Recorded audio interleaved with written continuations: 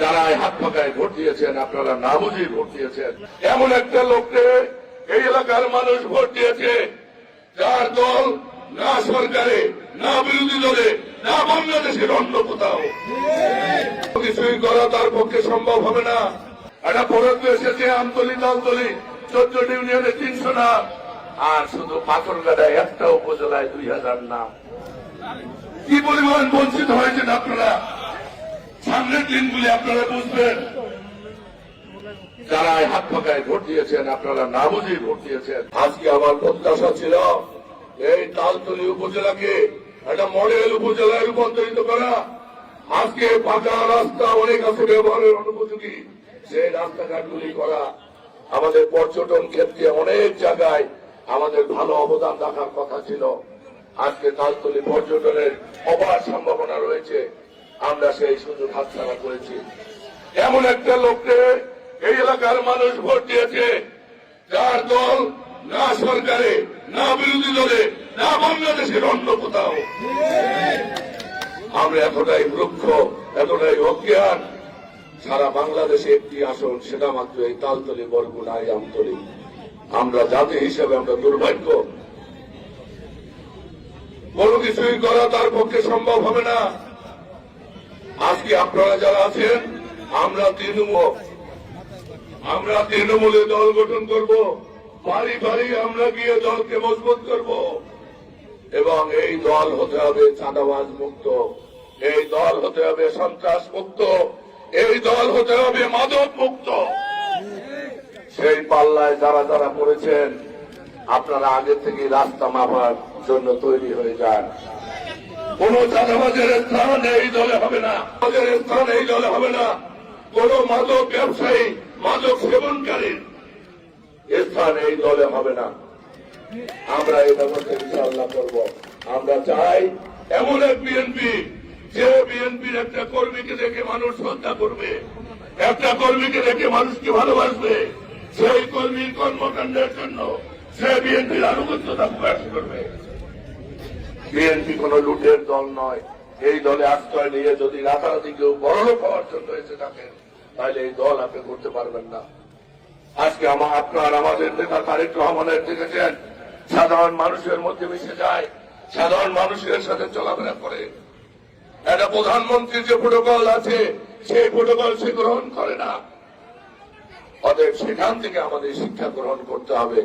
আমি বিএনপি করে, আমি এলাকার জমিদার, আমি যা ইচ্ছে তাই করব, সেটা ভাবা বলার কোন সুযোগ নাই। যদি কেউ মানসিকতা থেকে থাকে অতীতের কর্মকাণ্ড দিয়ে আমি বলছি, তার পক্ষে বিএনপি করা বরগুনাতে সম্ভব হবে না, যদি আমরা এই জায়গায় ইনশাল্লাহ থাকি।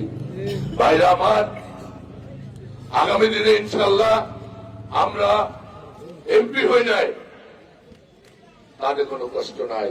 কিন্তু এই তালতলির মানুষ যাতে ভালো থাকে, আমাদের লোকগুলা যাতে ভালো থাকে, সেজন্য আমরা সবাই ঐক্যমতের ভিত্তিতে চলবো। কি আমরা পারবো না সবাই? আজকে এখানে 28,000 ভোট পেয়েছি আমি। এখানে যদি সকলের ভিতর ঐক্য থাকতো, এখান থেকে 35 থেকে 40,000 ভোট নেওয়া সম্ভব ছিল।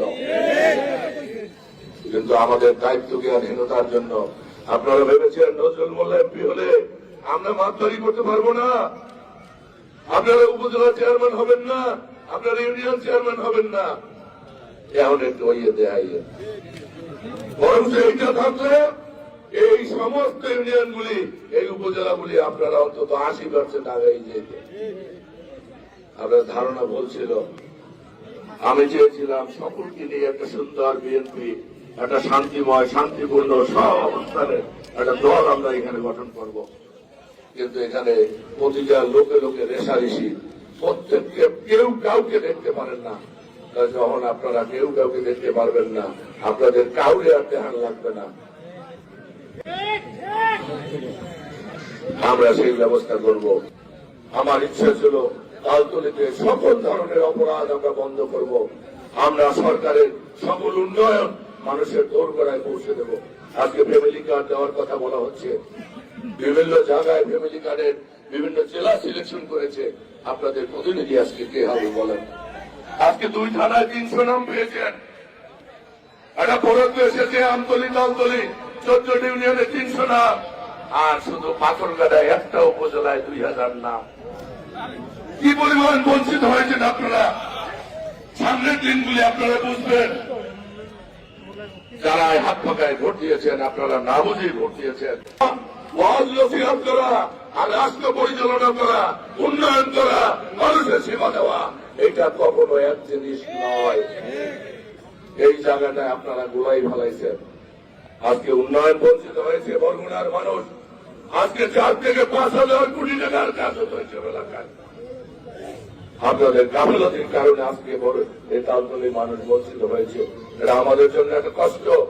আপনারা আমাকে হারিয়েছেন, আমি হারি নাই, আমি জিতেছি, হেরেছেন আপনারা। আজকে অনুন্নত তালতলি, অনুন্নত আঞ্চলিক, অনুন্নত বরগুনার এই সমস্ত রাস্তাঘাটের বোঝা, এই সমস্ত ব্রিজ কালভার্টের বোঝা, স্বাস্থ্য সেবা, শিক্ষা, সকল ক্ষেত্রে আমরা যে পিছিয়ে, এই বোঝা আমার মাথায় যদি উঠতো, আমি দৌড়াতাম পাগলের মতো, আগে কোনটা করবো, কোনটা রেখে কোনটা করবো। আপনারা সেখান থেকে আমাকে মুক্তি দিয়েছেন।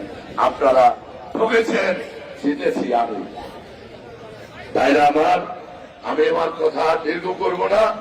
আপনারা বিএনপির সাথে ছিলেন, বিএনপির সাথে থাকবেন।